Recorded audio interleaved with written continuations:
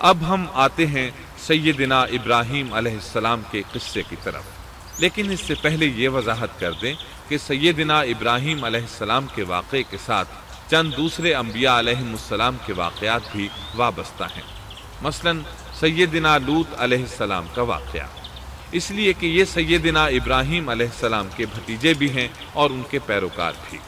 اسی طرح آپ کے صاحبزادوں سیدنا اسماعیل اور سیدنا اسحاق علیہ السلام کے واقعات ساتھ ساتھ چلتے ہیں۔ اس کی وجہ یہ ہے کہ سیدنا اسماعیل علیہ السلام کی ولادت کے وقت ابراہیم علیہ السلام کی عمر 87 سال تھی، اور سیدنا اسحاق علیہ السلام کی پیدائش کے وقت سیدنا ابراہیم علیہ السلام کی عمر 100 سال تھی، جبکہ سیدنا ابراہیم علیہ السلام کی کل عمر 175 سال ہوئی، اس لیے ان کے واقعات ساتھ ساتھ چلتے ہیں۔ ابراہیم علیہ السلام کا قصہ سناتے ہوئے ان حضرات کا ذکر ساتھ ساتھ ضرور آئے گا، تو آئیے شروع کرتے ہیں قصہ ابراہیم علیہ السلام کا۔ صالح علیہ السلام کے بعد اللہ تعالیٰ نے سیدنا ابراہیم علیہ السلام کو مبعوث فرمایا۔ ابراہیم علیہ السلام جد الانبیاء ہیں، عظیم المرتبت اور اولو العزم پیغمبر ہیں۔ آپ کے والد کا نام طارق تھا، جبکہ اس کا لقب آزر تھا۔ آزر مدد کرنے والے کو کہتے ہیں۔ یہ شخص اپنے قبیلے کے افراد کی مدد کیا کرتا تھا، غمخواری کرتا تھا، اس لیے اس کا لقب آزر مشہور ہو گیا تھا۔ قرآن مجید میں ابراہیم علیہ السلام کا قصہ 73 مقامات پر ذکر ہوا ہے۔ یہ 73 مقامات 25 سورتوں میں ہیں، اور یہ بات ابراہیم علیہ السلام کے بلند مرتبت ہونے پر دلالت کرتی ہے۔ ابراہیم علیہ السلام بھی سام بن نوح علیہ السلام کی نسل سے ہیں۔ آپ کی پیدائش عراق کے مشہور شہر بابل میں ہوئی۔ یہ عراق کے شمال میں واقع تھا اور آج بھی موجود ہے۔ بہت بڑا شہر ہے، اس وقت بھی بڑی آبادی پر مشتمل تھا۔ یہاں بت پرستی عام ہو چکی تھی۔ اللہ تعالی سورۃ العنکبوت آیت 25 میں فرماتے ہیں، ابراہیم نے کہا کہ تم نے جن بتوں کی پرستش اللہ کے سوا کی ہے، انہیں تم نے اپنی آپس کی دنیاوی دوستی کے بنا پر معبود ٹھہرا لیا ہے۔ مطلب یہ کہ وہ لوگ اللہ کی عبادت بتوں کو اللہ کا شریک ٹھہرا کر کرتے تھے۔ ابراہیم علیہ السلام نے اپنے باپ سے اور اپنی قوم سے کہا کہ یہ مورتیاں جن کے تم مجاور بنے بیٹھے ہو کیا ہیں؟ انہوں نے جواب دیا، ہم نے اپنے باپ دادوں کو انہی کی عبادت کرتے پایا ہے۔ اللہ تعالیٰ ان کے بارے میں فرماتے ہیں، اے نبی، انہیں ابراہیم علیہ السلام کا قصہ سنا دو، جبکہ انہوں نے اپنے باپ اور اپنی قوم سے فرمایا، تم کس کی عبادت کرتے ہو؟ کہنے لگے، بتوں کی، ہم تو برابر ان کے مجاور بنے بیٹھے ہیں۔ ابراہیم علیہ السلام نے فرمایا، جب تم انہیں پکارتے ہو تو کیا وہ سنتے بھی ہیں یا تمہیں نفع اور نقصان پہنچا سکتے ہیں؟ انہوں نے کہا، یہ ہم کچھ نہیں جانتے، ہم نے تو اپنے باپ دادوں کو اسی طرح کرتے پایا ہے۔ مطلب یہ کہ یہ بت پرستی انہیں ورثے میں ملی تھی۔ وہ جن معبودوں کی عبادت کرتے تھے، نہ وہ ان کی پکار کو سنتے تھے، نہ ہی ان کے نفع و نقصان پر قادر تھے۔ اسی لیے ابراہیم علیہ السلام انہیں جھنجھوڑ رہے تھے، لیکن اندھی تقلید اور بشری عقل کے بیکار ہو جانے نے انہیں یہ سب سوچنے سے عاری کر دیا تھا۔ اللہ تعالیٰ نے ابراہیم علیہ السلام کی خصوصی رہنمائی فرمائی تھی، جیسا کہ سورۃ الانبیاء آیت 51 میں ہے، اور ہم نے ابراہیم کو پہلے سے ہدایت عطا فرما دی تھی اور ہم اسے جانتے تھے۔ ابراہیم علیہ السلام نے کبھی ایک لمحے کے لیے بھی بتوں کی پوجا نہیں کی تھی۔ آپ نے اپنی قوم کو بتوں کی پوجا کرتے دیکھا تو انہیں ملامت کی، ایک اللہ کی طرف دعوت دی، اور اس دعوت کی ابتدا انہوں نے اپنے باپ سے کی۔ اللہ تعالیٰ سورہ مریم میں فرماتے ہیں، اے نبی، کتاب میں ابراہیم کا ذکر کر، بے شک وہ سچا نبی تھا۔ جب اس نے اپنے باپ سے کہا، اے میرے باپ، بے شک مجھے وہ علم عطا ہوا ہے جو تمہیں حاصل نہیں، اس لیے میری اطاعت کریں، میں آپ کو سیدھا راستہ دکھاؤں گا۔ اے میرے باپ، شیطان کی عبادت نہ کریں، بے شک شیطان اللہ کا نافرمان ہے۔ ان بتوں کی عبادت گویا شیطان کی عبادت ہے، اس لیے آپ نے ان معبودوں کو شیطان سے تعبیر کیا۔ فرمایا، اے میرے باپ، بے شک مجھے خوف ہے کہ تم پر اللہ کا عذاب آئے، پھر تم شیطان کے ساتھی ہو جاؤ۔ باپ نے ان کی بات سن کر کہا، اے ابراہیم، کیا تو میرے معبودوں سے پھرا ہوا ہے؟ البتہ اگر تو باز نہ آیا تو میں تجھے سنسار کر دوں گا، اور تو مجھ سے ایک مدت تک دور ہو جا، یعنی مجھ سے اتنا دور ہو جا کہ کبھی مجھے نظر نہ آئے۔ ابراہیم علیہ السلام نے اپنے باپ پر نرمی اور مہربانی کرتے ہوئے ان سے کہا، آپ پر سلامتی ہو، میں اپنے رب سے آپ کے لیے بخشش طلب کرتا رہوں گا۔ لیکن جب بعد میں ان پر واضح ہو گیا کہ وہ تو اللہ کا دشمن ہے تو ابراہیم علیہ السلام اس سے بے تعلق ہو گئے۔ سورہ توبہ آیت 114 میں اللہ فرماتے ہیں، اور ابراہیم کا اپنے والد کے لیے بخشش طلب کرنا ایک وعدے کی وجہ سے تھا جو وہ اس سے کر چکے تھے، لیکن جب انہیں معلوم ہو گیا کہ وہ اللہ کا دشمن ہے تو اس سے بیزار ہو گئے۔ بے شک ابراہیم بڑے نرم اور تحمل والے تھے۔ کسی ایماندار کے لیے جائز نہیں کہ وہ کسی کافر کے لیے دعائے مغفرت کرے، بلکہ مومن پر حرام ہے کہ وہ کسی کافر یا عیسائی وغیرہ کے لیے مغفرت طلب کرے یا اس سے یہ کہے کہ اللہ تجھ پر رحم کرے۔ ابراہیم علیہ السلام کے والد نے انہیں دھمکی دی تھی کہ اگر تم اس دعوت سے باز نہ آئے تو میں تمہیں سنسار کر دوں گا۔ اس کے جواب میں ابراہیم علیہ السلام اپنے والد کے ساتھ انتہائی شفقت سے پیش آئے اور اس سے کہنے لگے، میں آپ کے لیے اپنے رب سے استغفار کرتا رہوں گا، اس لیے کہ آپ اپنے والد پر بے حد مہربان تھے۔ اسی لیے اللہ تعالیٰ بھی ابراہیم علیہ السلام پر بے حد مہربان تھے اور آپ کا لقب خلیل الرحمن رکھ دیا گیا۔ خلت محبت کا وہ انتہائی درجہ ہے جس کے ساتھ دل محبت سے بھر جاتا ہے، یعنی وہ بہت سے لوگوں سے بڑھ کر اللہ تعالیٰ کو محبوب تھے۔ والد کے سخت جواب کے بعد ابراہیم علیہ السلام نے ان سے علیحدگی اختیار کر لی اور انہیں مخاطب کر کے فرمایا، میں تمہیں چھوڑتا ہوں اور جنہیں تم اللہ کے سوا پکارتے ہو ان کو بھی چھوڑتا ہوں، میں اپنے رب کو پکاروں گا، مجھے امید ہے میں اپنے رب کو پکار کر محروم نہیں رہوں گا۔ آپ اللہ کے پیارے اور پسندیدہ نبی تھے۔ جب آپ نے اپنی قوم کو توحید کی دعوت دی اس وقت آپ نوجوان تھے، آپ کی عمر 16 سال تھی۔ ساتھ میں آپ اس بات پر غور و فکر بھی کرتے کہ آخر یہ لوگ بتوں کی پوجا کیوں کرتے ہیں۔ آپ کا دل ان کے شرک پر بہت کوڑتا۔ آخر آپ نے مصمم ارادہ کر لیا کہ اس شر اور فساد کی جڑ کو کاٹ کر رہیں گے، یعنی ان بتوں کو توڑ کر رہیں گے۔ آپ اپنی قوم کو بتوں کو توڑ دینے کی دھمکی دیتے رہے۔ اس دھمکی کا ذکر اللہ تعالیٰ نے سورۃ الانبیاء آیت 57 میں کیا ہے، اور اللہ کی قسم میں تمہارے بتوں کا علاج کروں گا جب تم پیٹھ پھیر کر جا چکے ہوگے۔ یہ بات ابراہیم علیہ السلام نے پوشیدہ نہیں اعلانیہ کہی تھی۔ آخر انتظار کا وقت ختم ہوا، عید کا دن آ پہنچا۔ عید کے دن وہ لوگ صبح سویرے گھر سے نکلنے سے پہلے کھانا پکا کر اپنے معبودوں کے سامنے رکھتے تھے، پھر شہر سے باہر ایک میدان میں جمع ہوتے، وہاں کھیلتے کودتے خوشیاں مناتے، ناز سے چلتے پھرتے اور کھانا کھاتے۔ شام کو گھروں کی طرف آتے، صبح بتوں کے پاس جو کھانا رکھ گئے تھے اس کو اٹھاتے اور تبرک سمجھ کر کھا جاتے۔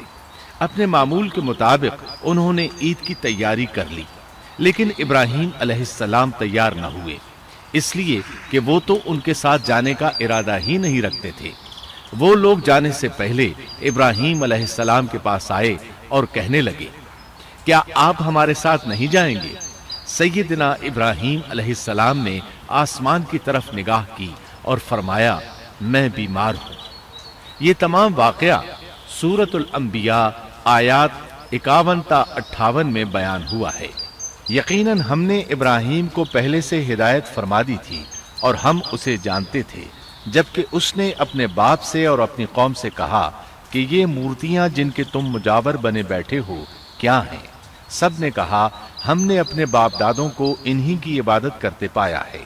آپ نے فرمایا، پھر تو تم اور تمہارے باپ دادا سبھی یقیناً کھلی گمراہی میں مبتلا رہے۔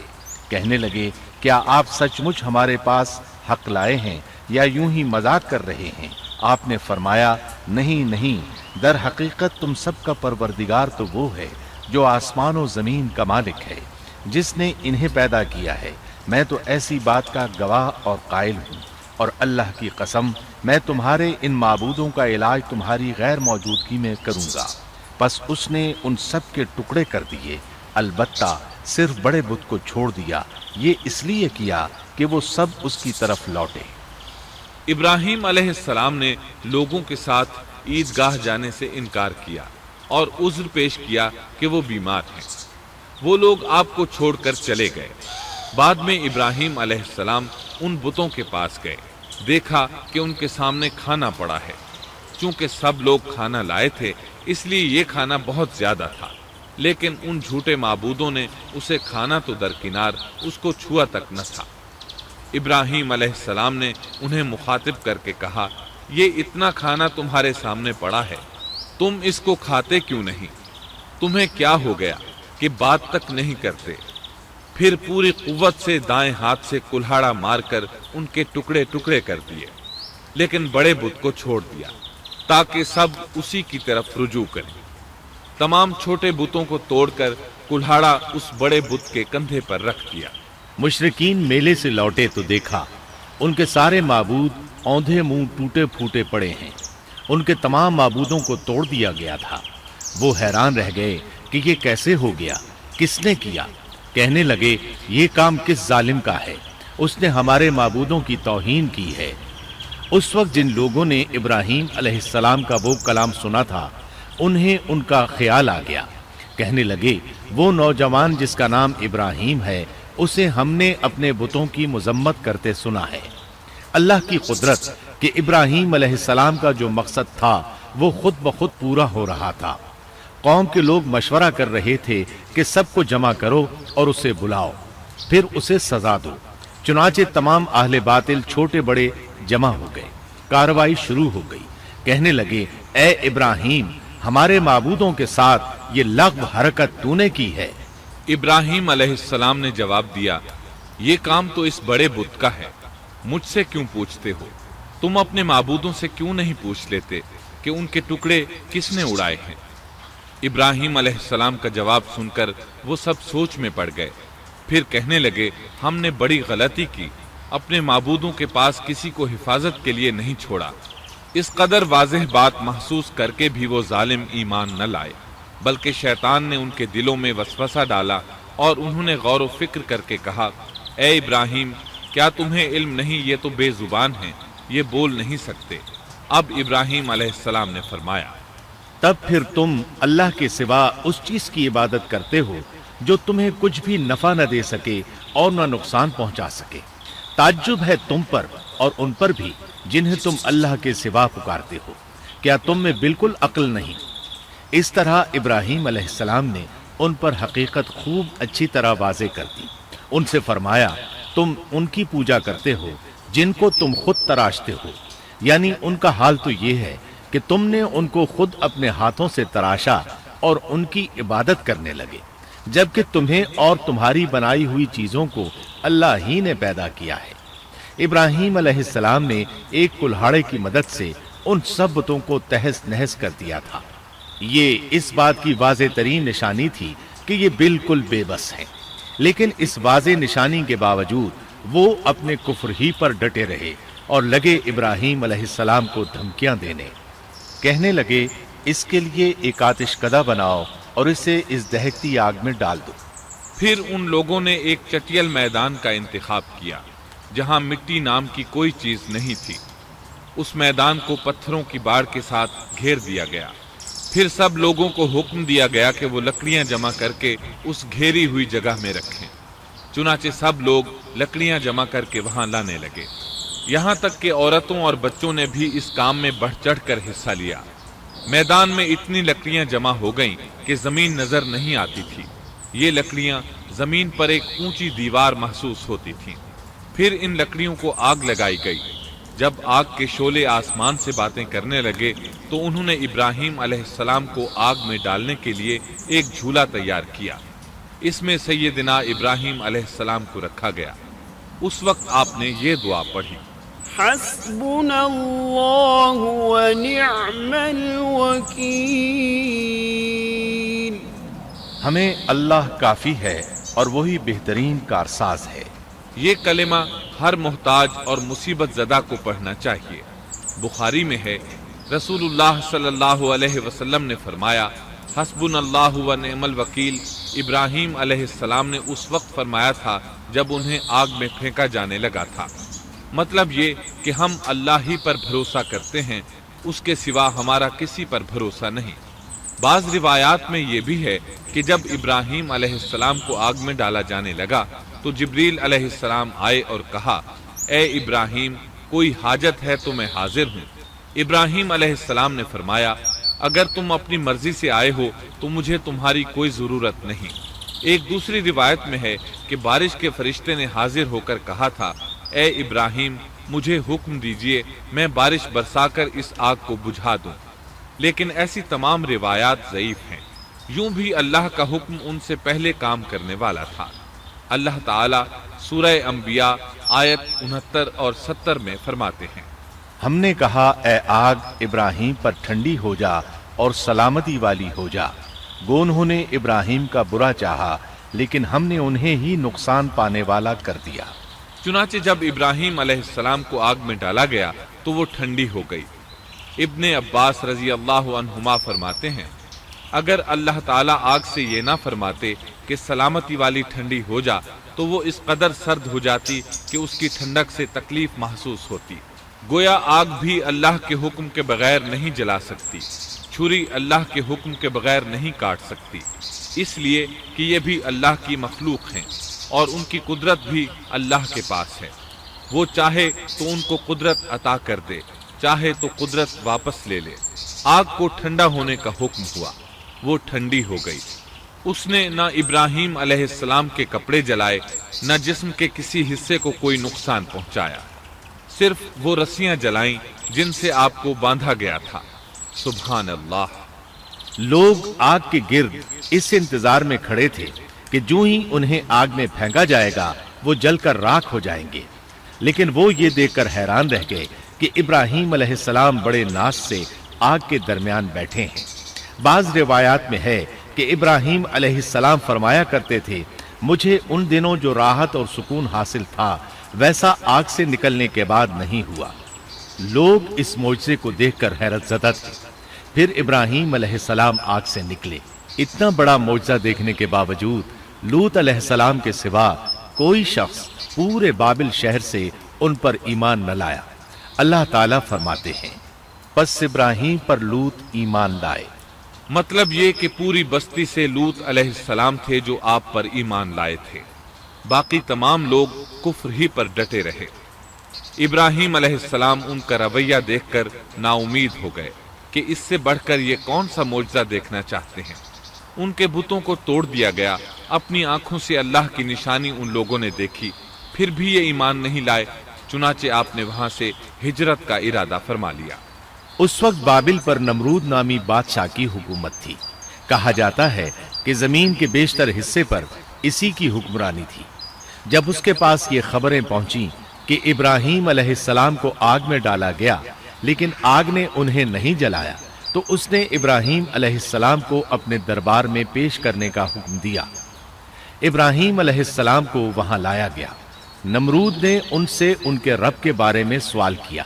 اللہ تعالیٰ سورۃ البقرہ آیت 258 میں فرماتے ہیں، کیا تو نے اس شخص کو نہیں دیکھا جس نے ابراہیم سے اس کے رب کے متعلق جھگڑا کیا، اس لیے کہ اللہ نے اسے سلطنت دی تھی۔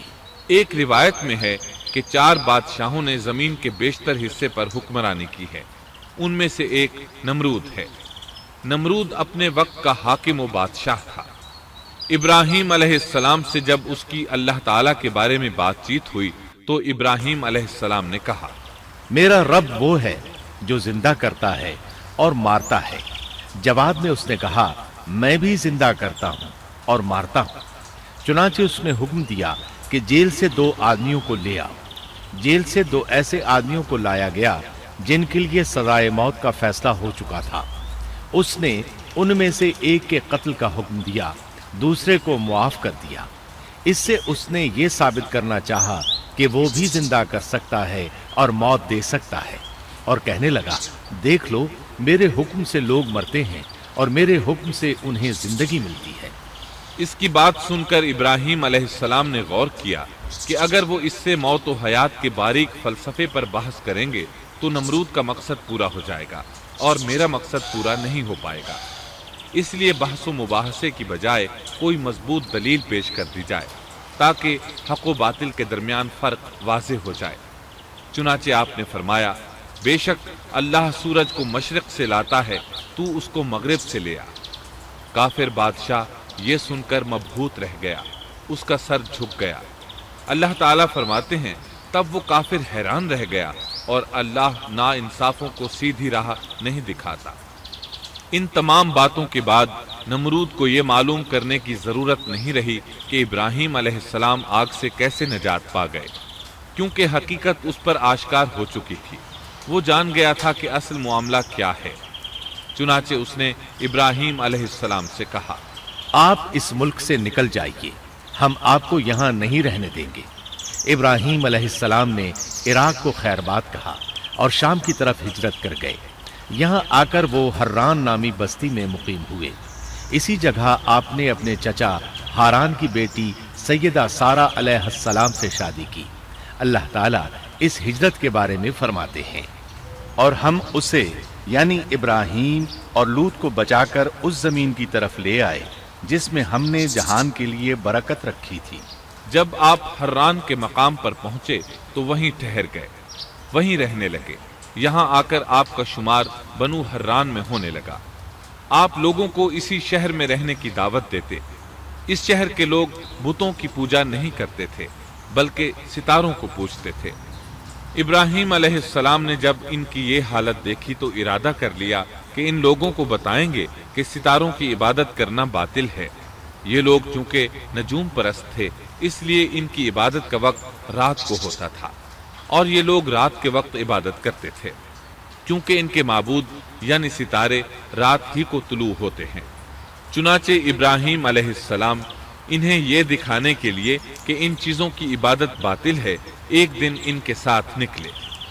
اللہ نے آسمان کے دروازے کھول دیے تو ابراہیم علیہ السلام نے چاند، ستاروں، سیاروں اور آسمان و زمین کی سلطنت کو دیکھا۔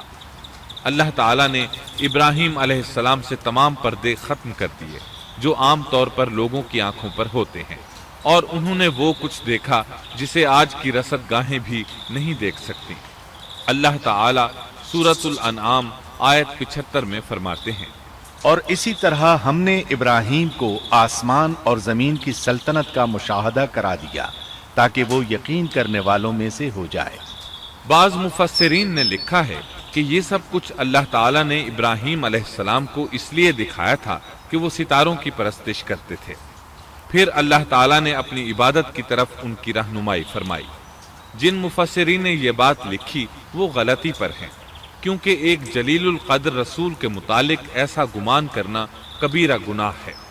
آسمان اور زمین کی سلطنت اور دیگر معجزات دکھانے کے بعد اللہ تعالیٰ فرماتے ہیں، آسمان اور زمین کی پیدائش یقیناً انسان کی پیدائش سے بہت بڑا کام ہے۔ اللہ تعالیٰ ایک دوسرے مقام پر فرماتے ہیں، آسمان اور زمین میں بہت سی نشانیاں ہیں جن سے یہ منہ موڑ کر گزر جاتے ہیں۔ ابراہیم علیہ السلام حران شہر کے ستارہ پرستوں کو لے کر ایک رات نکلے۔ اچانک ایک ستارہ طلوع ہوا، اس کی چمک دمک بہت تھی، شکل صورت کے لحاظ سے بھی بہت خوبصورت تھا۔ اس وقت ابراہیم علیہ السلام نے بطور مذاق کہا، یہ میرا رب ہے۔ لیکن جب وہ ستارہ کچھ دیر بعد چھپ گیا تو کہنے لگے، یہ تو غروب ہو گیا، یہ رب کیسے ہو سکتا ہے؟ جو چھپ جائے وہ رب نہیں ہو سکتا، پس میں تو غروب ہونے والوں کو پسند نہیں کرتا۔ اگلے روز وہ پھر ان لوگوں کو ساتھ لے کر نکلے تو چاند کو دیکھا۔ یہ شکل صورت میں ستاروں سے کہیں زیادہ خوبصورت تھا، روشن تھا، لیکن یہ بھی غروب ہو گیا۔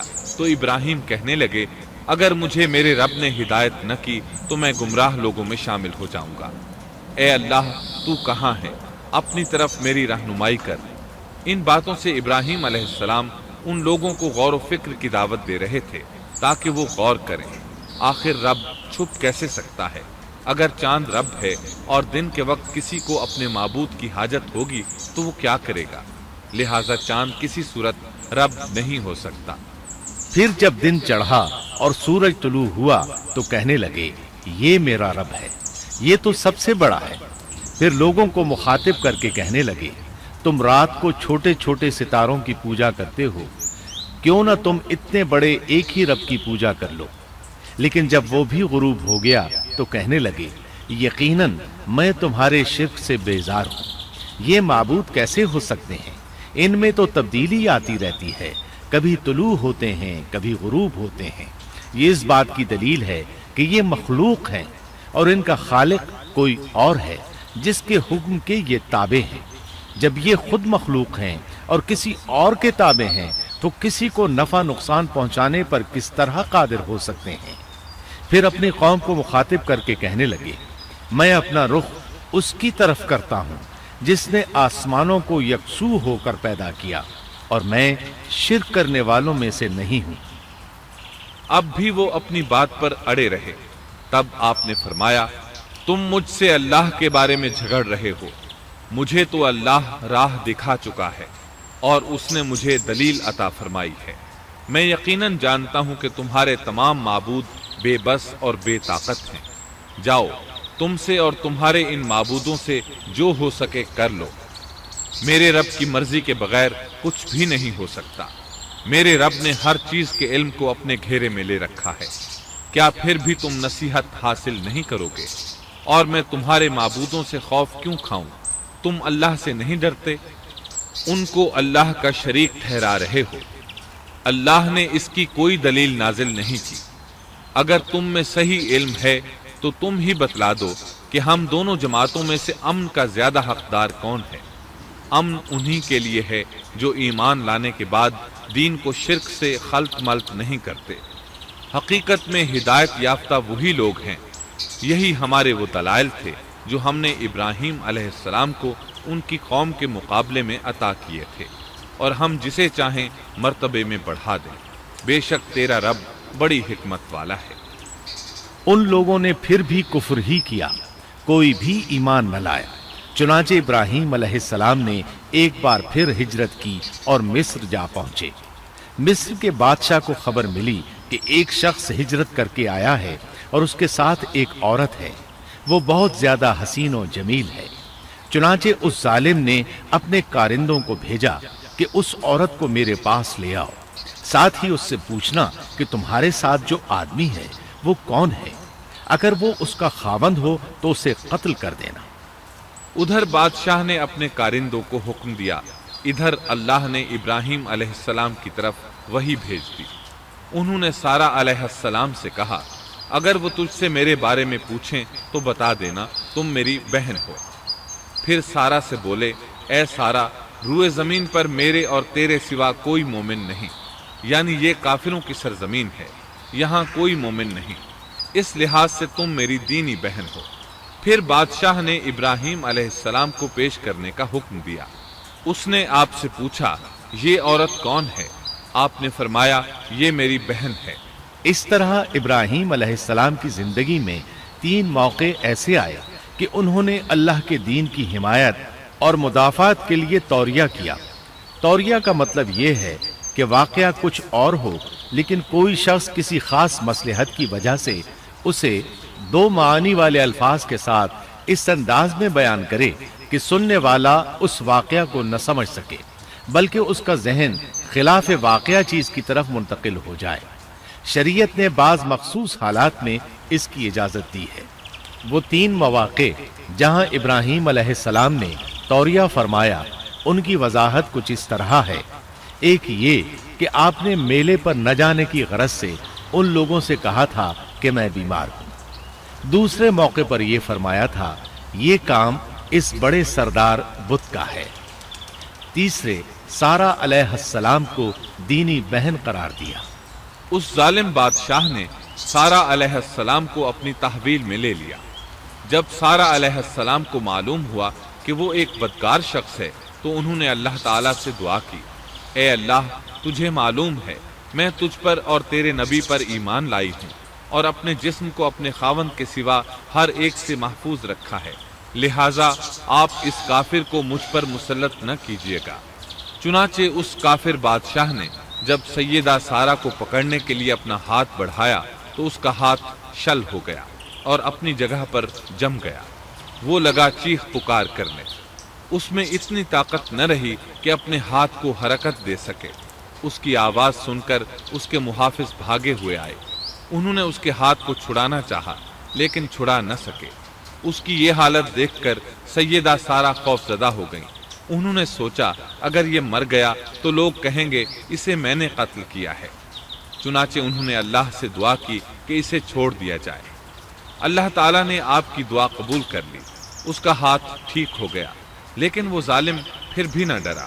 اس نے ایک بار پھر آپ کی طرف ہاتھ بڑھایا، اس کا ہاتھ پھر شل ہو گیا۔ سیدہ سارہ نے پھر دعا کی، وہ دوبارہ ٹھیک ہو گیا، وہ پھر بھی باز نہ آیا۔ تیسری بار پھر اس نے ان کی طرف ہاتھ بڑھایا، اس بار بھی اس کا ہاتھ شل ہو گیا۔ اب وہ سیدہ سارہ علیہ السلام سے کہنے لگا، اب کی بار اگر تو مجھے اس مصیبت سے نجات دلائے گی تو میں تجھے چھوڑ دوں گا اور کبھی تیرے آڑے نہیں آؤں گا۔ چنانچہ سیدہ سارہ علیہ السلام نے اللہ تعالیٰ سے دعا کی، وہ ٹھیک ہو گیا۔ تب اس نے اپنے کارندوں کو آواز دی اور ان سے بولا، تم میرے پاس کسی انسان کو نہیں بلکہ سرکش جن کو لائے ہو۔ پھر اس نے انہیں رہا کر دیا، عزت و اکرام سے رخصت کیا اور ان کی خدمت کے لیے اپنی بیٹی ہاجرہ کو ساتھ کر دیا۔ سارہ علیہ السلام واپس لوٹیں تو دیکھا کہ ابراہیم علیہ السلام نماز پڑھ رہے ہیں۔ نماز کے بعد انہوں نے پوچھا، سارہ اس نے تمہارے ساتھ کیا سلوک کیا؟ سیدہ سارہ علیہ السلام نے سارا واقعہ سنا دیا۔ سن کر آپ نے فرمایا، الحمدللہ۔ پھر بولے، اب ہم یہاں نہیں رہیں گے بلکہ واپس جائیں گے۔ چنانچہ آپ ایک بار پھر فلسطین میں آ گئے، وہیں اپنی زندگی بسر کرنے لگے۔ جب آپ فلسطین میں مستقل طور پر رہائش پذیر ہوئے تو لوط علیہ السلام بھی آپ کے ساتھ تھے۔ لوط علیہ السلام آپ کے بھتیجے تھے، ان کے والد کا نام ہاران تھا۔ یہ بچپن ہی سے سیدنا ابراہیم علیہ السلام کے زیر سایہ رہے، انہی کے ہاں پرورش پائی، اس لیے دین حق فوراً قبول کر لیا۔ جب سیدنا ابراہیم علیہ السلام نے عراق سے شام کی طرف ہجرت کی تو یہ آپ کے ساتھ تھے۔ وہاں سے حران گئے، تب بھی ساتھ تھے۔ پھر مصر کی طرف ہجرت کی تو بھی لوط علیہ السلام ان کے ساتھ تھے۔ آخر کار جب آپ نے مصر کو بھی خیر بات کہا اور فلسطین آ گئے تب بھی یہ ساتھ تھے۔ اب ابراہیم علیہ السلام نے لوط علیہ السلام کو حکم دیا کہ وہ بستی سدوم کی طرف چلے جائیں، اس لیے کہ اس بستی کے لوگ کفر کی انتہائی گہرائی میں جا چکے ہیں۔ انہیں کفر و شرک سے نکالنے کے لیے وہاں جائیں، انہیں اللہ کے احکام سنائیں، اللہ کی طرف دعوت دیں۔ چنانچہ لوط علیہ السلام تو اس طرف روانہ ہو گئے اور ادھر فلسطین میں صرف 3 مسلمان رہ گئے۔ ابراہیم علیہ السلام، ان کی زوجہ محترمہ سیدہ سارہ اور سیدہ ہاجرہ علیہم السلام وہیں رہائش پذیر رہے اور لوگوں کو مسلسل اللہ کی طرف دعوت دیتے رہے۔ یہاں یہ بے شمار مال و دولت کے بھی مالک بن گئے۔ جب ان کی عمر 85 یا 86 سال ہوئی تو سارہ علیہ السلام نے سوچا، میں بانجھ ہوں، میرے خاوند بوڑھے ہیں لیکن اولاد کی تمنا ہے، تو کیوں نہ میں اپنی لونڈی ہاجرہ ہدیے اور تحفے کے طور پر ابراہیم علیہ السلام کو دے دیں۔ چنانچہ ہاجرہ ابراہیم علیہ السلام کو مل گئیں، انہوں نے ان سے شادی کر لی۔ اللہ رب العزت نے جلد ہی ان کے وطن سے آپ کو اسماعیل علیہ السلام عطا فرمائے۔ ہاجرہ علیہ السلام کے ماں بننے پر اور ان کی اولاد کو دیکھ کر سیدہ سارہ علیہ السلام کو فطری طور پر غیرت کا احساس ہوا۔ اللہ کی قدرت دیکھیے، خود ہی انہیں ہاجرہ کو تحفے میں دیا تاکہ اولاد حاصل ہو، اور جب وہ ماں بن گئیں تو اب غیرت محسوس کر رہی ہیں۔ اپنی اس کیفیت سے مجبور ہو کر سیدہ سارہ نے ابراہیم علیہ السلام سے کہا، آپ مجھے اس کے ساتھ ایک جگہ پر نہ رکھیں۔ مورخین اور سیرت نگار لکھتے ہیں کہ ہاجرہ علیہ السلام ایک نطاق پہنا کرتی تھی، یعنی وہ جسم کے درمیان ایک لمبا کپڑا لٹکا لیتی تھیں تاکہ وہ کپڑا گھسٹ گھسٹ کر قدموں کے نشانات مٹا دے اور سارا کو نظر نہ آئے، کیونکہ سارا غیرت کی حد کو پہنچ چکی تھی۔ ابراہیم علیہ السلام نے جب سارا علیہ السلام کے اندر غیرت کے آثار دیکھے تو ہاجرہ کو ان کی نگاہوں سے دور کر دیا۔ ادھر اللہ کا حکم بھی نازل ہو گیا کہ اپنی بیوی ہاجرہ اور دودھ پیتے بچے اسماعیل کو ساتھ لے لیں اور مکہ کی طرف رخ کر لیں۔ ابراہیم علیہ السلام مکہ کی طرف روانہ ہوئے، یہاں تک کہ مکہ پہنچ گئے۔ یہ جگہ اس وقت بالکل ویران اور بے آباد تھی، نہ کوئی انسان تھا، نہ پانی، نہ نباتات کے آثار تھے، غرض کوئی چیز نظر نہیں آتی تھی، بس پہاڑوں کے درمیان ایک بے آب و گیاہ میدان تھا۔ یہی وہ مقدس اور تاریخی وادی تھی جہاں ابراہیم علیہ السلام اپنی زوجہ اور لخت جگر کو چھوڑ کر واپس پلٹے۔ سیدہ ہاجرہ علیہ السلام کو بہت حیرت ہوئی، انہیں یہ امید نہیں تھی کہ ان کے خاوند انہیں ایک بے آباد جگہ تنہا چھوڑ کر چل دیں گے۔ اس پر بچے کی ذمہ داری الگ تھی، چنانچہ انہوں نے ابراہیم علیہ السلام کو آواز دی، لیکن انہوں نے مڑ کر بھی نہ دیکھا۔ اب وہ ان کے پیچھے آئیں اور قریب پہنچ کر بولی، اے ابراہیم، ہمیں کہاں چھوڑے جا رہے ہو؟ یہاں نہ پانی، نہ خوراک، نہ کوئی انسان۔ ابراہیم علیہ السلام نے پھر بھی کوئی جواب نہ دیا، کوئی پریشانی بھی ظاہر نہ کی اور چلتے رہے۔ سیدہ ہاجرہ بھی آپ کے پیچھے چلتی رہیں اور پوچھتی رہیں کہ ہمیں کس کے حوالے کر کے جا رہے ہیں؟ یہاں تو کوئی بھی جاندار نہیں، مکمل طور پر بے آباد علاقہ ہے۔ لیکن انہوں نے اب بھی کوئی توجہ نہ دی۔ آخر سیدہ ہاجرہ نے کہا، کیا آپ کو اللہ نے اس کام کا حکم دیا ہے؟ اب آپ نے جواب میں فرمایا، ہاں۔ تب سیدہ ہاجرہ بولی، اگر یہ بات ہے تو اللہ تعالی ہرگز ہمیں ضائع نہیں ہونے دے گا۔ جب انسان اللہ کے احکام کو بجا لائے تو اس کے دل سے فقر و فاقے کا خوف نکل جاتا ہے اور اللہ اسے طرح طرح کے انعامات سے نوازتا ہے۔ انسان جب تک اللہ کے احکام کو بجا لاتا رہے گا تب تک اللہ کی نصرت اور اس کی تائید شامل حال رہے گی۔ چنانچہ جوں ہی ہاجرہ علیہ السلام کو پتہ چلا کہ انہیں تنہا چھوڑ جانا اللہ کے حکم کی بنا پر ہے تو فوراً یقین بھرے لہجے میں بولی، تب اللہ ہمیں ضائع نہیں کرے گا۔ یہ کہہ کر وہ اپنے شیر خوار بچے کی طرف پلٹ گئیں۔ خوراک اور پانی چند دن میں ختم ہو گئے، پانی کا ایک قطرہ پاس نہ رہا۔ اب پانی کی تلاش شروع کی، لیکن اپنے لیے تو درکنار، ماں کو بیٹے کے لیے بھی پانی نہ ملا نہ خوراک۔ اب بچہ لگا بھوک سے بلکنے، خوراک نہ ملنے کی وجہ سے ماں کا دودھ بھی خشک ہو گیا تھا۔ عورت کتنی بھی باحوصلہ ہو اپنے بچے کو بھوک سے بلکتے نہیں دیکھ سکتی۔ اب انہوں نے بچے کو وہیں چھوڑا اور تیزی سے قریبی پہاڑی صفا کی طرف لپکی، اوپر چڑھ کر ادھر ادھر نظر دوڑائی کہ شاید کسی طرف پانی یا خوراک نظر آ جائے یا کسی انسان کی جھلک نظر آ جائے۔ جب کچھ نظر نہ آیا تو نشیب کی طرف چلی، ساتھ میں بچے کی طرف بھی دیکھتی جاتی تھی۔ نشیب میں پہنچی تو بچہ نظروں سے اوجھل ہو گیا۔ اس پر اور بے چین ہوئی اور بلندی کی طرف دوڑی۔ اس طرح مروہ پہاڑی پر چڑھ گئیں۔ وہاں بھی چاروں طرف نگاہ دوڑائی لیکن کچھ نظر نہ آیا۔ خیال آیا کہ پھر کوشش کرنی چاہیے۔ اس خیال سے مروہ پہاڑی سے اتری اور صفا کی طرف چل دی۔ درمیان میں نشیب کی وجہ سے بچہ نظر نہ آیا تو دوڑنے لگی۔ اس طرح پھر صفا پر چڑھ گئیں۔ اللہ اکبر! ایک تو عورت ذات کمزور، پھر بھوک پیاس سے نڈھال، اس پر کس قدر سعی اور کوشش میں مصروف، وہ بھی اپنے بچے کے لیے۔ بہرحال بار بار کوشش کے خیال سے انہوں نے صفا اور مروہ پہاڑیوں کے درمیان 7 چکر لگائے۔ یہی وجہ ہے مسلمان عازمین حج صفا و مروہ کے درمیان سعی کرتے ہیں تاکہ اس واقعے کی یاد تازہ ہو جائے۔ جب وہ آخری مرتبہ مروہ پر پہنچی تو انہوں نے ایک آواز سنی۔ یہ آواز اسماعیل علیہ السلام کے قریب سے آئی تھی۔ انہوں نے پوری توجہ سے آواز کو سننے کی کوشش کی اور جلدی سے اسماعیل کے قریب پہنچی۔ کیا دیکھتی ہیں؟ اسماعیل کے قدموں کے نیچے سے پانی پھوٹ رہا ہے، کیونکہ جبریل علیہ السلام کو اللہ نے اس صابرہ خاتون کی مدد کے لیے بھیجا تھا۔ انہوں نے زمزم والی جگہ پر اپنا پر مارا تو اسماعیل کے قدموں کے پاس سے ایک عظیم چشمہ رحمت نمودار ہوا۔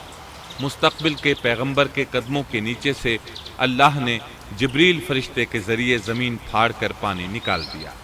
یہی آب زمزم کا آغاز تھا۔ ہاجرہ علیہ السلام پانی کو آنکھیں پھاڑ پھاڑ کر حیرت سے دیکھ رہی تھی۔ ان کی خوشی کی انتہا نہ رہی جب انہوں نے دیکھا پانی پھوٹ پھوٹ کر چاروں طرف بہ رہا ہے۔ زمین ہموار تھی، اس لیے انہوں نے زمین کو کھودنا شروع کر دیا تاکہ پانی ادھر ادھر نہ بہہ جائے۔ پھر انہوں نے اس گڑھے کے چاروں طرف پتھر رکھ دیے اور زبان سے بولی، زم زم، اس کا مطلب ہے رک جا۔ نبی اکرم صلی اللہ علیہ وسلم کا فرمان ہے، اللہ اسماعیل کی والدہ پر رحم فرمائے، اگر وہ جلد بازی سے کام نہ لیتی تو زمزم ایک بہنے والا چشمہ ہوتا۔ لیکن انہوں نے اس کے گرد بند باندھ دیا۔ انہیں دراصل اس وقت پانی کی شدید ضرورت تھی، اس لیے انہوں نے پانی کو اپنے پاس جمع کر لیا تاکہ بہہ کر ضائع نہ ہو جائے۔ انہوں نے اسماعیل کو پانی پلایا، خود بھی خوب پیا، اور یہ اللہ تعالیٰ کی طرف سے ان کی مہمان نوازی تھی۔ وہاں کوئی اور انسان نہیں تھا، نہ کھانے کی کوئی چیز تھی، بس یہی آب زمزم ان کے لیے کھانے اور پینے کا کام دے رہا تھا۔ اب چونکہ زمزم ایک چشمہ بن گیا تھا، اس لیے پرندے بھی آنے لگے۔ انہی دنوں عرب کے قبیلوں میں سے ایک قبیلہ بنو جرہم یمن کو خیر باد کہہ کر اس طرف آ رہا تھا۔ یمن میں ایک بہت بڑا ڈیم تھا۔ پہاڑوں کے درمیان انہوں نے پانی کو روک کر ایک بہت بڑا بند قائم کر رکھا تھا۔ اس سے پورا سال آسانی سے کھیتی باڑی کرتے تھے۔ اس ڈیم کی بدولت ان کا آب پاشی کا نظام بہت اچھا تھا۔ جب اس ڈیم کو اللہ تعالیٰ نے توڑا تو تمام لوگ وہاں سے منتشر ہو گئے اور جزیرہ عرب کے اطراف میں منتقل ہونے لگے۔ وہیں سے ہجرت کرنے والا ایک قبیلہ بنو جرہم تھا۔ یہ لوگ بنیادی طور پر عرب تھے۔ یہ قبیلہ سفر میں رہتا، جہاں کہیں پانی اور چراگاہ نظر آتے وہیں پڑاؤ ڈال دیتے۔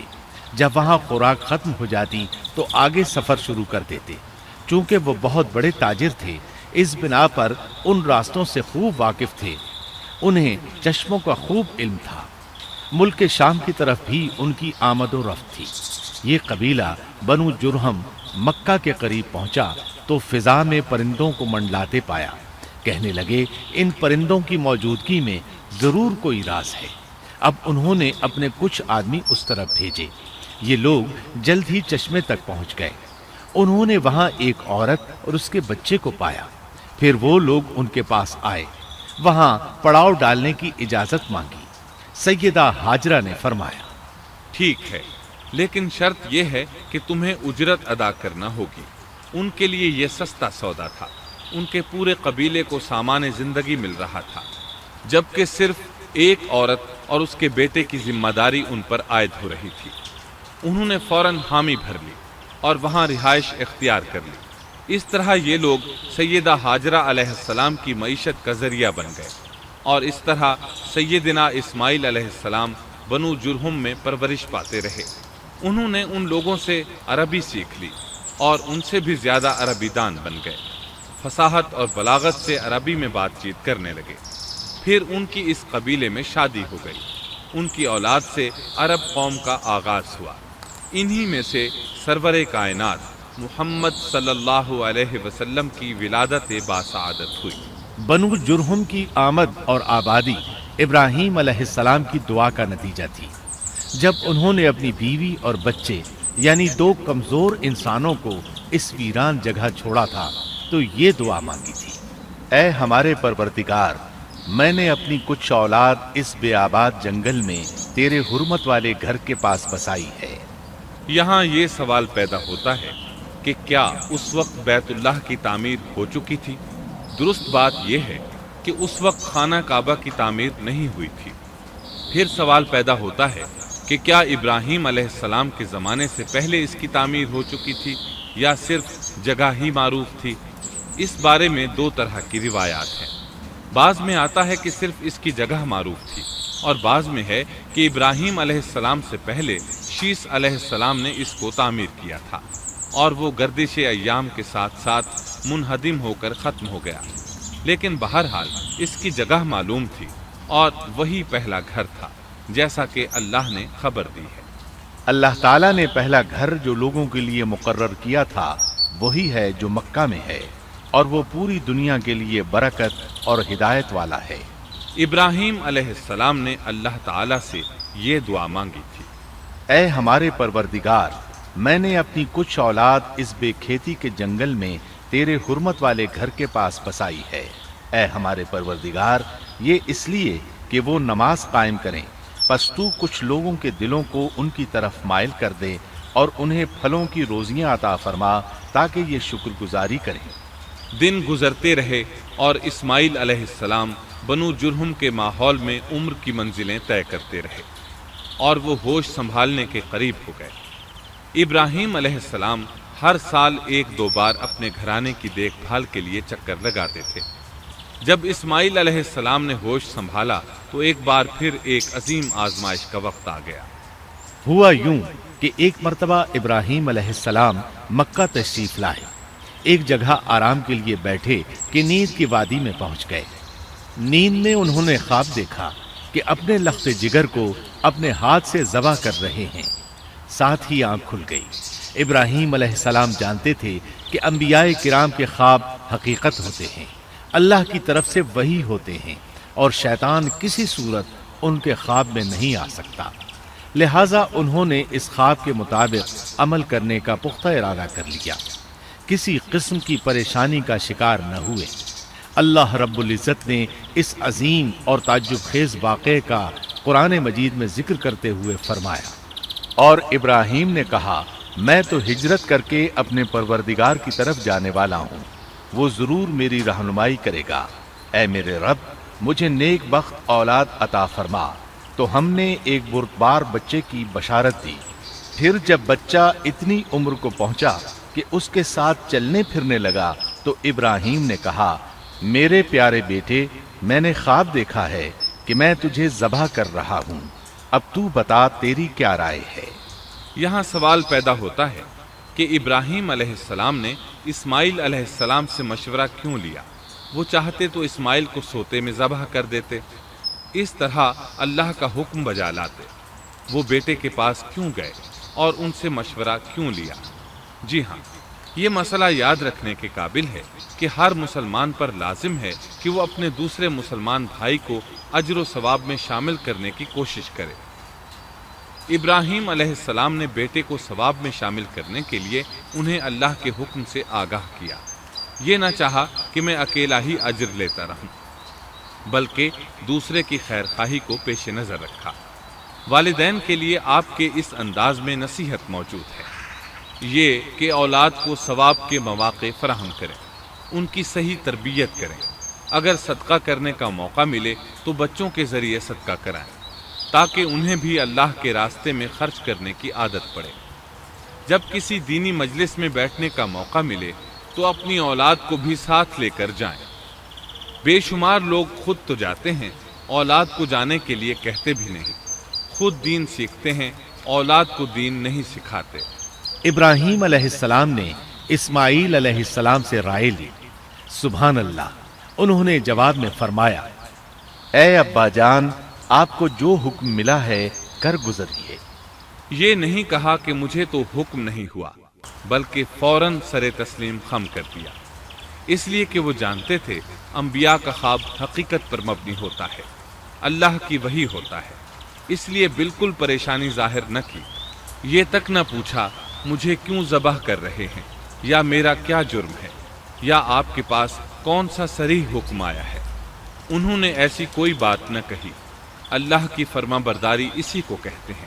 چنانچہ اپنے باپ سے کہا، اے ابا جان، آپ کو جو حکم ہوا ہے اس کو کر گزریے، انشاءاللہ آپ مجھے صبر کرنے والوں میں پائیں گے۔ علماء کرام فرماتے ہیں اس جملے سے ان کا انتہائی ادب اور احترام شامل ہے، اور اس میں زبردست توکل موجود ہے۔ یہ نہیں کہا کہ آپ مجھے صبر کرنے والوں میں سے پائیں گے، بلکہ آپ نے اللہ کی مشیت کو جملے میں شامل کیا اور فرمایا، انشاءاللہ آپ مجھے صبر کرنے والوں میں سے پائیں گے۔ لہٰذا مسلمانوں کو دھوکے میں نہیں پڑنا چاہیے۔ یہ نہ کہے میں سفر کروں گا، میں فلاں کام کروں گا، میں فلاں کام کے کرنے کی طاقت رکھتا ہوں، بلکہ یوں کہے اللہ نے چاہا تو میں سفر کروں گا، اللہ نے چاہا تو فلاں کام کروں گا۔ اپنے علم اور طاقت کے دھوکے میں پڑنا سراسر نادانی ہے۔ ہر چیز کا تعلق اللہ سے قائم کرے، جیسا کہ اللہ تعالیٰ فرماتے ہیں، اور ہرگز ہرگز کسی کام پر یوں نہ کہنا کہ میں اسے کل کروں گا، مگر ساتھ ہی انشاءاللہ کہہ لینا۔ اپنی زبان کو اللہ کے ذکر سے سجا کر رکھو اور ہمیشہ اپنے معاملات کو اللہ کی طرف لوٹاؤ۔ بہرحال باپ بیٹا دونوں ہی مصمم ارادے کے ساتھ اللہ کا حکم پورا کرنے کے لیے پیش ہو گئے۔ اسماعیل علیہ السلام نے اپنے والد محترم سیدنا ابراہیم علیہ السلام سے کہا، جب آپ مجھے ذبح کرنے لگیں تو میری پیشانی کو زمین پر رکھ دیجیے گا تاکہ آپ کو میرا چہرہ نظر نہ آئے اور کہیں آپ کے ہاتھ رک نہ جائیں۔ اب ابراہیم علیہ السلام نے بیٹے کی پیشانی پکڑ کر زمین پر لٹا دیا، جیسا کہ اللہ تعالیٰ نے فرمایا۔ جب دونوں مطیع ہو گئے اور ابراہیم نے اسے پیشانی کے بل لٹا دیا، اب انہوں نے چھری پکڑی اور گردن پر چلا دی، لیکن چھری نے گردن نہ کاٹی، بالکل اسی طرح جیسے آگ نے ابراہیم کو نہیں جلایا تھا، اس لیے کہ چھری میں کاٹنے کی طاقت اور آگ میں جلانے کی صلاحیت اللہ کے حکم کے بغیر نہیں آ سکتی۔ اللہ نے دونوں سے یہ طاقتیں سلب کر لیں۔ اب ابراہیم زور لگا رہے ہیں، ادھر اسماعیل علیہ السلام کہہ رہے ہیں، ابا جان جلدی کیجیے، چھری چلائیے۔ اللہ تعالیٰ نے اس واقعے کا ذکر یوں فرمایا ہے، جب وہ دونوں مطیع ہو گئے اور ابراہیم نے اسے پیشانی کے بل لٹا دیا۔ اس مطیع ہونے سے مراد اللہ کے حکم کو نافذ کرنا ہے۔ اب ظاہر ہے مطیع تو وہ پہلے بھی تھے، لیکن یہاں اسلما یعنی مطیع ہونے سے مراد کامل اسلام ہے۔ نہایت واضح اور حقیقی اسلام مراد ہے، اس لیے کہ کامل اسلام وہی ہوتا ہے جس میں بغیر کسی تردد اور توقف کے اللہ کے امر اور نہی کی تصدیق کی جائے۔ یہ تھا حقیقی اسلام۔ ہاں تو چھری چلتی رہی، گلا نہ کٹا، اس لیے کہ امتحان اور آزمائش کی تکمیل ہو چکی تھی۔ یہ بات ثابت ہو چکی تھی کہ اللہ کا حکم نافذ کرنے میں دونوں پوری طرح کوشاں ہیں۔ اللہ تعالیٰ بھی فرما برداری ہی کا صلہ عطا فرماتے ہیں۔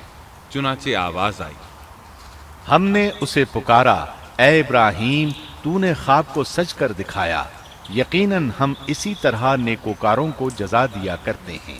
یقیناً یہ ایک کھلی آزمائش تھی۔ تاریخ کا ایک عظیم ترین امتحان اور کڑی آزمائش دنیا کو آج بھی حیرت میں ڈال دیتی ہے۔ کون ہے جو بیٹے کو ذبح کرنے پر تیار ہو جائے، خاص طور پر اس صورت میں جب اولاد بھی اکلوتی ہو، جس کی وجہ سے 86 سال کے بعد آنگن میں بہار آئی ہو۔ پھر اس کی قربانی کا بھی واضح حکم نہیں دیا گیا تھا، اشارتاً خواب میں رہنمائی کی گئی تھی۔ آپ کہہ سکتے تھے یہ قتل اور سنگین جرم ہے، کہہ سکتے تھے اپنے بیٹے کو کس جرم میں قتل کروں، لیکن آپ نے بغیر کسی تعامل کے سر تسلیم خم کر دیا اور اس عظیم امتحان میں کامیاب ہوئے۔ اللہ فرماتے ہیں، اور ابراہیم وہ ہیں جنہوں نے وفاداری کی۔ اس آیت میں یہ نہیں بتایا گیا کہ کس چیز میں وفاداری کی، اس لیے کہ وہ تو ہر معاملے میں مکمل طور پر وفاداری کا مظاہرہ کر چکے تھے۔ آگ میں ڈالے جانے والا معاملہ، بیوی اور بچے کو لق و دق میدان میں چھوڑ آنے کا معاملہ، پھر ذبح کا امتحان، تعمیر بیت اللہ کی مشقت، غرض ہر معاملے میں وفادار تھے، حتیٰ کہ اپنا مال اللہ کے راستے میں خرچ کرنے میں اس قدر وفادار کہ ابو زیفان کے لقب سے مشہور ہو گئے۔ اس کا معنی ہے مہمان نواز۔ کسی مہمان کو دسترخوان پر اپنے ساتھ بٹھائے بغیر ایک لقمہ نہیں کھاتے تھے، باہر نکلتے مہمان تلاش کرتے، پھر اس کے ساتھ مل کر کھانا کھاتے، مہمان نہ ملتا تو سخت غمگین ہو جاتے۔ اس طرح انہوں نے اللہ کے ہر حکم کی پاسداری کی۔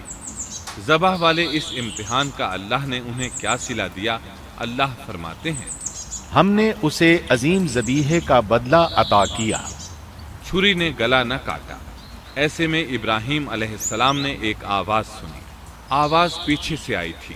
انہوں نے مڑ کر دیکھا، جبریل علیہ السلام نظر آئے۔ وہ آسمان سے ایک مینڈھا لے کر آئے تھے، دنیا کے مینڈھوں میں سے نہیں بلکہ جنت کا مینڈھا لائے تھے۔ سیدنا عبداللہ بن عباس رضی اللہ عنہما سے روایت ہے کہ وہ مینڈھا جنت میں 40 سال تک چرتا رہا۔ सफेद रंग, कुशादा आंखों, खूबसूरत सींगों वाला हसीन और जमील मेंढा था। बहरहाल ये इब्राहीम अलैहिस्सलाम की वफादारी का बदला था जो इस्माईल अलैहिस्सलाम के फिदिये में दिया गया, और पूरी उम्मत मुस्लिमा के लिए हुक्म हो गया कि अल्लाह की रजा के लिए कुर्बानी और हदी पेश करते रहें। काबे के पास हरम इलाही में हर साल ये सुन्नत अदा की जाती है, और इनके साथ साथ पूरी जमीन के तमाम खित्तों पर बसने वाले मुसलमान भी इस अजीम फरमाबरदारी की अलामत के तौर पर कुर्बानियां पेश करते हैं। मेंढे के जिक्र का मतलब ये है कि हम सुन्नत इब्राहीमी पर गामजन हो जाएं। ये मेंढा हमें अल्लाह के लिए कुर्बानी का सबक देता है। हमें चाहिए सुन्नत इब्राहीमी की इक्तिदा करते हुए हम अपनी जानों, अपनी औलाद और अपने मालों को अल्लाह की राह में कुर्बान करने के लिए तैयार हो जाएं। अल्लाह ताला फरमाते हैं, और हमने उसे अजीम ज़बीहा अता किया और हमने उसका पिछलों में जिक्र खैर छोड़ा, सलामती हो इब्राहीम पर। इसी तरह ही हम नेकोकारों को जजा देते हैं, यकीनन वो हमारे मुखलिस बंदों में से था। और इसी तरह अल्लाह फरमाते हैं, और हमने उसे नेकोकार नबी इसहाक की वलादत की खुशखबरी सुनाई। ये खुशखबरी फिलिस्तीन की तरफ वापस लौटने के बाद सुनाई गई। एक इकलौते बेटे की कुर्बानी के लिए तैयार हो जाने के सिले में और सारा अलैहिस्सलाम की अजमत और तकरीम के मद्देनजर अल्लाह ताला ने इसहाक की खुशखबरी सुना दी। ये आयत ज़बह के वाक़े के बाद अल्लाह ताला ने जिक्र फरमाई है। इसलिए मालूम हुआ पिछली आयात में इसहाक के अलावा किसी और बेटे का जिक्र हुआ है, और वो इस्माईल अलैहिस्सलाम ही थे, जबकि यहूदी रिवायात में इसहाक अलैहिस्सलाम को ज़बीह करार दिया जाता है। ये बिल्कुल गलत है। ज़बह के वाक़े के बाद इसहाक अलैहिस्सलाम की बिशारत मिल रही है, फिर भला वो पैदा होने से पहले ही ज़बीह कैसे बन गए? इसलिए ये कतई बात है कि इस्माईल अलैहिस्सलाम ही ज़बीह हैं। इसके कई और भी दलाइल हैं जिनके जिक्र करने का यहाँ मौका नहीं। बहरहाल इस अजीम आजमाइश में बेमिसाल कामयाबी के बाद इब्राहीम अलैहिस्सलाम फिलिस्तीन आए और 120 साल की उम्र में इसहाक अलैहिस्सलाम की बशारत मिली, जबकि सारा अलैहिस्सलाम की उम्र 90 साल थी। उन पर बुढ़ापा तारी हो चुका था। ऐसे में 3 फरिश्ते आए। वो तो कौम लूत की तबाही के लिए आए थे। रास्ते में अल्लाह के हुक्म से इब्राहीम अलैहिस्सलाम और उनकी अहलिया सारा को खुशखबरी सुनाई, और इस गरज के लिए वो इंसानी शक्ल में आए थे। इब्राहीम अलैहिस्सलाम तो पहले ही बहुत मेहमान नवाज थे। उन्हें देखकर बहुत खुश हुए कि मेहमान आ गए। फरिश्तों ने उन्हें सलाम किया। इब्राहीम अलैहिस्सलाम ने सलाम का जवाब दिया। वो हैरत ज़दा थे कि ये लोग उनकी बस्ती के रहने वाले तो हैं नहीं, लेकिन उन पर सफ़र के निशानात भी नहीं हैं, जैसा कि दूर से चलकर आने वालों में होते हैं। न उनके पास सवारियां हैं। कुरान मजीद में आता है, फरिश्तों ने सलाम किया तो इब्राहीम ने भी सलाम किया और दिल में ख्याल किया ये अजनबी लोग हैं। फिर वो अपनी मेहमान नवाजी की आदत के मुताबिक उन्हें अंदर ले आए, उनके लिए खाने का इंतजाम किया। अल्लाह ताला फरमाते हैं, हमारे भेजे हुए फरिश्ते इब्राहीम के पास खुशखबरी लेकर आए तो उन्होंने सलाम किया। इब्राहीम ने सलाम का जवाब दिया और फौरन भुना हुआ बछड़ा ले आए। और बछड़ा भी मोटा था। उनके सामने खाना पेश किया, लेकिन वो भला कब खाने की तरफ हाथ बढ़ाने वाले थे। ये देखकर इब्राहीम अलैहिस्सलाम ने खौफ महसूस किया कि कहीं ये दुश्मन न हो। उस वक्त फरिश्तों ने कहा, इब्राहीम न डर, हम तो कौम लूत की तरफ भेजे गए हैं। जब उन्होंने ये बातें की तो सारा अलैहिस्सलाम पास खड़ी थी। वो हंसने लगी। वो खुश खबरी से पहले क्यों हंस पड़ी? उलमा इस बारे में कहते हैं कि जब उन्होंने सुना ये फरिश्ते लूत अलैहिस्सलाम की बस्ती को तबाह करने जा रहे हैं तो उनके खात्मे की खबर सुनकर वो हंस दी। इसके बाद फरिश्तों ने ये खुशखबरी सुनाई, हमने उसे इसहाक की पैदाइश की खुशखबरी दी और इसहाक के बाद याकूब पोते की भी खुशखबरी दी। बहुत जल्द ही हम इसहाक से तेरी वीरान गोद को आबाद करेंगे और तू अपनी जिंदगी में उसके बेटे याकूब को भी देख लेगी। अब 3 बिशारतें जमा हो गईं। बेटा पैदा होगा, लंबी उम्र मिलेगी यानी बेटा जवान होगा, اور پھر وہ اپنے پوتے کو بھی دیکھے گی۔ اس سے بڑھ کر کیا عزت اور تکریم ہو سکتی ہے؟ اس لیے جب نبی کریم صلی اللہ علیہ وسلم سے پوچھا گیا کریم یعنی عزت والا کون ہے، تو آپ نے فرمایا کریم بن کریم بن کریم بن کریم، یعنی یوسف بن یعقوب بن اسحاق بن ابراہیم علیہ السلام۔ مطلب یہ کہ نبی بن نبی بن نبی بن نبی۔ یہ یوسف علیہ السلام کی شان ہے کہ خود بھی کریم، باپ بھی کریم، دادا بھی کریم اور پردادا بھی کریم۔ اس سے بڑھ کر عزت افزائی کیا ہو سکتی ہے؟ بہرحال فرشتوں نے انہیں خوشخبری دی۔ پھر انہوں نے ابراہیم کو ایک صاحب علم لڑکے کی بشارت دی۔ خوشخبری سن کر سیدہ سارہ حیران ہوئی، مارے حیرت کے منہ سے ہلکی سی چیخ نکل گئی۔ انہوں نے اپنے رخسار پر ہاتھ مارا جیسا کہ عورتوں کی عادت ہوتی ہے۔ کہنے لگی ہائے افسوس، کیا میں بچہ جنوں گی حالانکہ میں بانجھ ہوں اور میرے خامند بوڑھے ہیں؟ یہ تو حیرت کی بات ہے۔ ایک دوسری جگہ اللہ تعالیٰ نے یہ الفاظ فرمائے، کہنے لگی میں بوڑھی اور بانجھ ہوں، بھلا میں بچے کو کیسے جنم دوں گی؟ اس پر فرشتوں نے کہا تو اللہ کے حکم پر تعجب کرتی ہے، اے اہل بیت، یہ تو اللہ کی تم پر رحمت اور برکت ہے، وہ بہت بزرگ اور قابل تعریف ہے۔ دوسری آیت میں ہے انہوں نے کہا اسی طرح تیرے رب نے فیصلہ کیا ہے اور ہمیں کہا ہے، یقیناً وہ بہت حکمت والا ہے اور علم رکھنے والا ہے۔ یہ تھی اسحاق علیہ السلام کی ولادت کی خوشخبری۔ ابراہیم علیہ السلام مکے میں سیدنا اسماعیل علیہ السلام سے ملنے کے لیے آتے رہتے تھے۔ ایک روز آئے تو ان سے کہا اے میرے بیٹے، اللہ تعالیٰ نے مجھے حکم دیا ہے کہ اس مقام پر اللہ کا گھر تعمیر کرنا۔ اسماعیل علیہ السلام نے فوراً کہا میں حاضر ہوں۔ اس طرح انہوں نے کھدائی شروع کی۔ ایسے میں انہیں شیش علیہ السلام کی تعمیر کے آثار نظر آئے۔ انہوں نے اس پر تعمیر شروع کر دی۔ ایک روایت میں یہ بھی ہے کہ انہوں نے فرشتوں والی بنیادوں کے آثار بھی دیکھے۔ نبی کریم صلی اللہ علیہ وسلم کی جوانی کے دنوں میں جب مکے کے قریش نے کعبے کی تعمیر نئے سرے سے کی تو انہوں نے اس کی بنیادوں کو گہرا کرنا چاہا۔ وہ کھدائی کرتے ان سبز پتھروں تک پہنچ گئے جو پہاڑوں کی چوٹیوں کی طرح نظر آ رہے تھے۔ انہوں نے ان پتھروں کو نکالنا چاہا۔ ایک شخص نے کدال کے ذریعے ایک پتھر کو باہر نکالا تو اس کے نیچے سے اتنا نور نکلنے لگا کہ قریب تھا وہ شخص اندھا ہو جاتا۔ پھر پتھر خود بخود نیچے جا گرا اور اپنی جگہ پر جم گیا۔ اس کے بعد لوگوں نے ان پتھروں کو ہاتھ نہ لگایا اور تعمیر شروع کر دی۔ قرآن مجید میں تعمیر کعبہ اور بیت اللہ کا تذکرہ اس طرح آیا ہے، اور جب ہم نے بیت اللہ کے مکان میں ابراہیم کو جگہ دی اور فرمایا کہ میرے ساتھ شرک نہ کرنا اور میرے گھر کو طواف، قیام اور رکوع و سجود کرنے والوں کے لیے پاک رکھنا، اور فرمایا بے شک لوگوں کے لیے جو پہلا گھر تعمیر کیا گیا ہے وہ مکہ میں ہے، وہ جہان والوں کے لیے برکت اور ہدایت کا ذریعہ ہے، اس میں واضح نشانیاں ہیں، مثلا مقام ابراہیم، تو جو کوئی حرم میں داخل ہوگا وہ امن میں آ جائے گا۔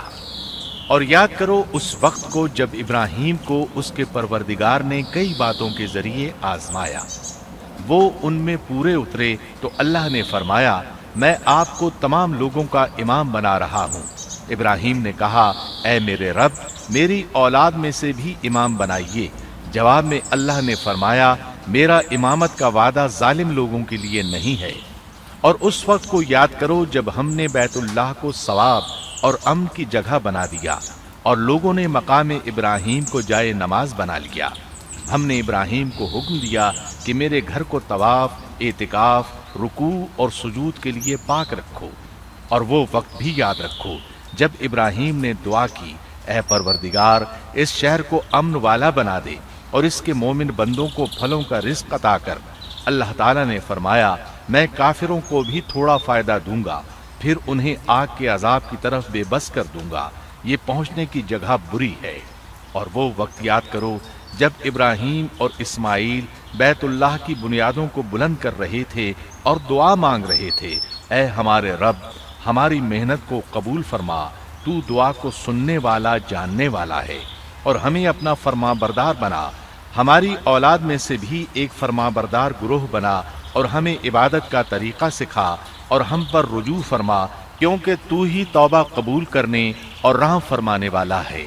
اے ہمارے رب، ان لوگوں میں انہی میں سے ایک رسول بھیج جو ان پر تیری آیات کی تلاوت کرے اور انہیں کتاب و حکمت سکھائے، انہیں پاک کرے، یقیناً تو غالب حکمت والا ہے۔ تعمیر کے دوران جب ابراہیم علیہ السلام اس مقام تک پہنچے جہاں آج حجر اسود ہے تو اللہ تعالیٰ نے جنت سے ایک سفید پتھر بھیجا۔ حدیث میں ہے یہ پتھر نہایت سفید تھا، اب سیاہ ہو گیا ہے۔ انسانوں کی غلطیاں اس کے سیاہ ہونے کا سبب بنی۔ جب دیواریں انسانی قد کے برابر ہو گئیں تو اسماعیل علیہ السلام ایک پتھر لے آئے۔ اب ابراہیم علیہ السلام اس پتھر پر کھڑے ہوئے، وہ ننگے پاؤں تھے۔ اسی وقت پتھر پگھل گیا، ان کے پاؤں اس کے اندر کسی قدر دھنس گئے، پتھر پر ان کے پیروں کے نشانات آ گئے۔ اسی پتھر کو آج مقام ابراہیم کہا جاتا ہے۔ پہلے یہ پتھر بیت اللہ کی دیواروں کے ساتھ رکھا گیا تھا۔ جب لوگ طواف کے لیے آتے تو سیدنا ابراہیم کے پیروں کے نشانات دیکھنے کے لیے یہاں ہجوم ہو جاتا۔ اس طرح طواف کرنے والوں کو دقت کا سامنا ہوتا۔ سیدنا عمر رضی اللہ عنہ نے صحابہ کرام کے مشورے سے اس پتھر کو اس جگہ سے قدرے ہٹا کر نماز کی صفوں کے قریب کر دیا تاکہ طواف کرنے والوں کو دقت نہ ہو۔ یہ مقام بہت مقدس ہے۔ اللہ نے فرمایا ہے، تم مقام ابراہیم کو جائے نماز مقرر کر لو۔ مقام ابراہیم کے قریب اس کے پیچھے ہو کر نماز پڑھنے کا موقع مل جائے تو لازماً وہاں 2 رکعت ادا کیا کرو۔ موقع نہ ملے تو پھر پوری مسجد حرام میں طواف سے فراغت والی 2 رکعت پڑھ لیا کرو۔ اس طرح کعبہ تعمیر ہوا۔ تب نیا حکم آیا، لوگوں میں جو استطاعت رکھے اس پر اللہ کے لیے حج بیت اللہ فرض ہے، اور جو شخص جان بوجھ کر اعراض کرے تو اللہ جہانوں سے بے نیاز ہے اور اسے اس کی کوئی پرواہ نہیں۔ ادھر ابراہیم علیہ السلام کو اللہ تعالیٰ کی طرف سے اشارہ ہوا، لوگوں میں حج کا اعلان کر دیں۔ ابراہیم علیہ السلام کہنے لگے، اللہ میری آواز بھلا کس کس تک پہنچے گی؟ جواب آیا، آپ کے ذمے آواز لگانا ہے، پہنچانا ہمارا کام ہے۔ چنانچہ آپ عرفات کے ایک پہاڑ پر چڑھے اور آواز لگائی، لوگوں بیت الحرام کا حج کرو۔ اللہ تعالیٰ نے معجزانہ طور پر یہ آواز تمام انسانوں تک پہنچا دی، خواہ وہ پیدا ہوئے تھے یا نہیں۔ دوسرا معجزہ یہ ہوا کہ اللہ نے بیت اللہ اور اس کے حج کی محبت لوگوں کے دلوں میں ڈال دی۔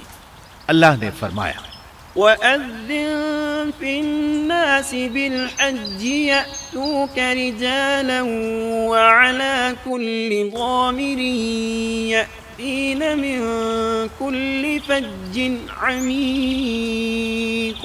اور آپ لوگوں میں حج کا اعلان کر دیں، وہ آپ کی طرف پیدل بھی آئیں گے اور دبلے پتلے اونٹوں پر بھی دور دور سے آئیں گے۔ اس طرح لوگ پیدل اور سوار ہو کر کثرت سے حج کے لیے آنے لگے اور یہ ویران علاقہ آباد ہونے لگا۔ یہ تھے حالات اور واقعات ابراہیم علیہ السلام کے۔ آپ نے 175 سال کی عمر میں وفات پائی۔ آپ سے پہلے سیدہ ہاجرہ علیہ السلام نے وفات پائی اور ان کی وفات سے کچھ ہی عرصہ بعد سیدہ سارہ علیہ السلام 127 سال کی عمر میں فوت ہو گئیں۔ ان دونوں کی وفات کے بعد آپ غمگین رہنے لگے۔ آخر اتنی مدت تک ساتھ رہا تھا۔ آپ خلیل الرحمن تھے، آپ پر صحیفے بھی نازل ہوئے، آپ اللہ کے بے حد شکر گزار تھے۔